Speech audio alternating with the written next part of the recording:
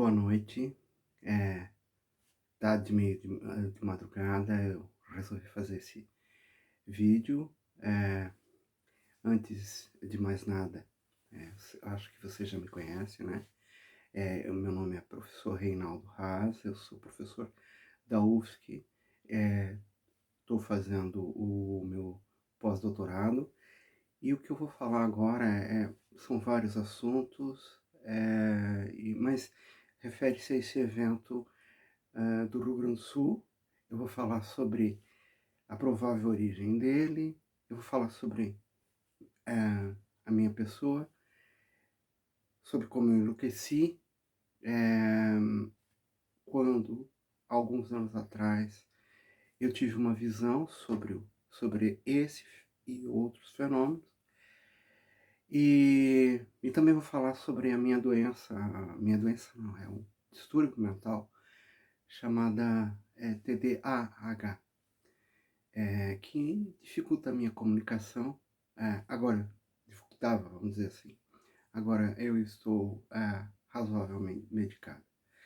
Essas ideias que eu vou falar, e várias delas, são justamente o efeito de uma pessoa com TDAH que costuma ser é, mais imaginativa do que as demais. Mas isso é uma vantagem. É uma vantagem. Então, antes de mais nada, eu já conversei várias dessas hipóteses com vários de nossos colegas.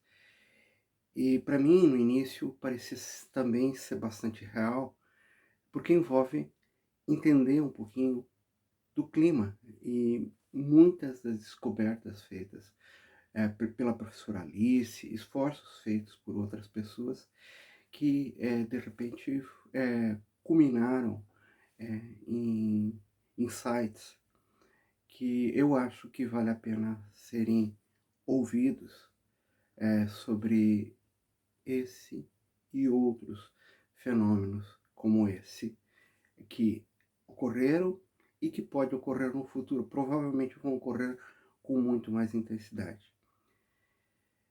Vamos falar primeiro sobre o meu sonho. A ciência, ela tem vários eventos, né, de descobertas científicas que foram feitos através de sonhos. A mais famosa dela é, obviamente, o anel de benzeno, onde o Kekulé, né, um químico alemão do século XVIII, ele estava dormindo e, de repente, ele veio umas moléculas pequenas e grandes, começaram a dançar na frente dele. Elas se deram as mãos, formaram uma cobra, e essa cobra foi lá e mordeu o seu próprio rabo. É mais ou menos isso. É mais ou menos isso que aconteceu comigo. Bom, essas visões desses eventos, é, é, na verdade, eram ainda mais terríveis, porque imaginem 800 milímetros, dizem que teve local que choveu no Rio Grande do Sul 800 milímetros. Vocês vão ver que, minha opinião é que talvez tenha chovido muito mais do que isso em alguns locais, só que não tinha nenhuma instrumentação lá. Porque são várias coisas. Então, imagine um evento desses no Vale do Itajaí. Então, quem assistiu os meus vídeos que eu fiz durante uma campanha a deputado federal que eu fiz, vai ver menção a esses meus sonhos, né?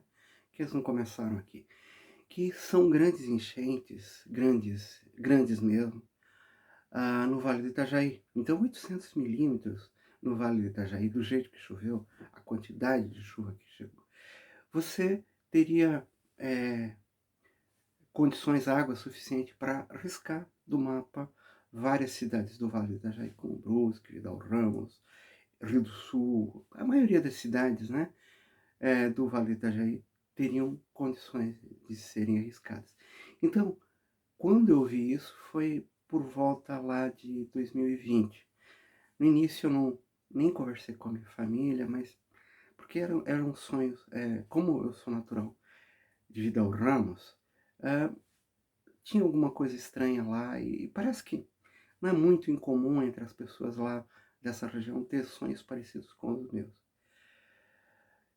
Então, né, tem mais uma outra coisa, o professor Juarez da FURB, ele é um geologista e também paleoclimatologista.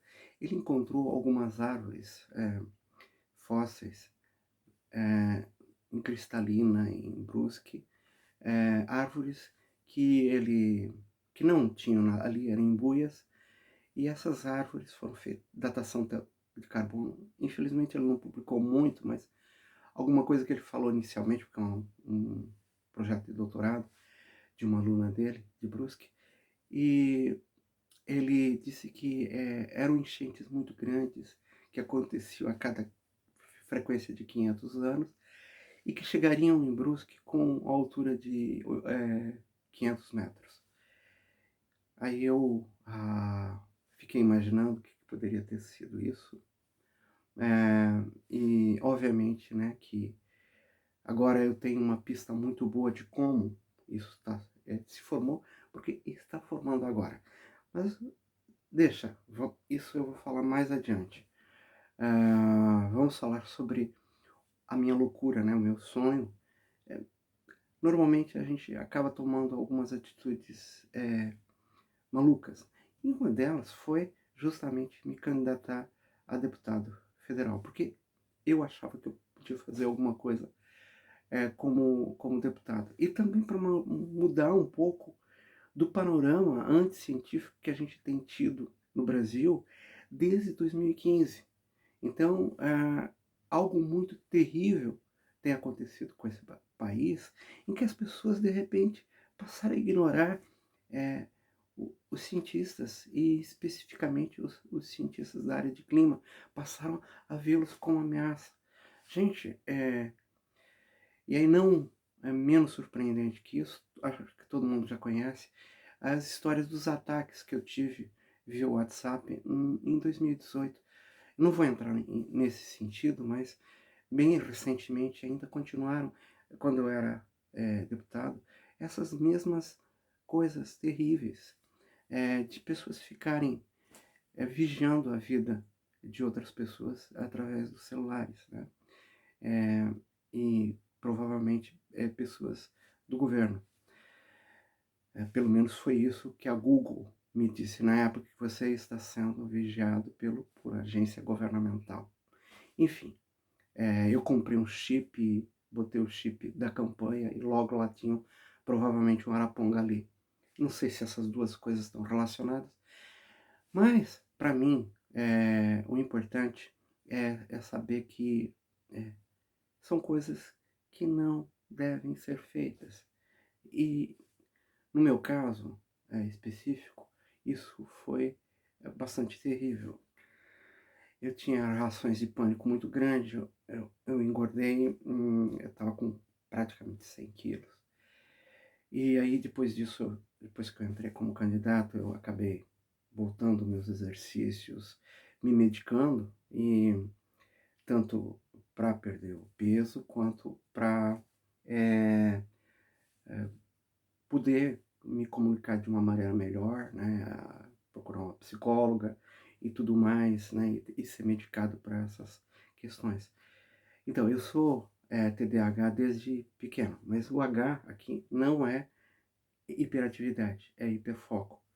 Então, esse meu hiperfoco, ele tem um problema que é como se você tivesse um toque, você não consegue fazer nada que seja desprazeroso. E isso já há muito tempo, que vocês que me conhecem sabem da minha dificuldade de comunicação. Às vezes essa dificuldade de comunicação, ela era mais passada a dislexia, dislalia, a dificuldade de pronunciar palavras, e às vezes uma conversa interminável, né, sem muito sentido, sem ligar nada com nada. Bom, isso é medicável. Eu não vou falar aqui sobre medicamentos, mas é importante, se você conhece ou se você tem alguma coisa parecida com o que eu tenho, ir procurar ajuda médica. Então, eu vou continuar mais adiante, tá?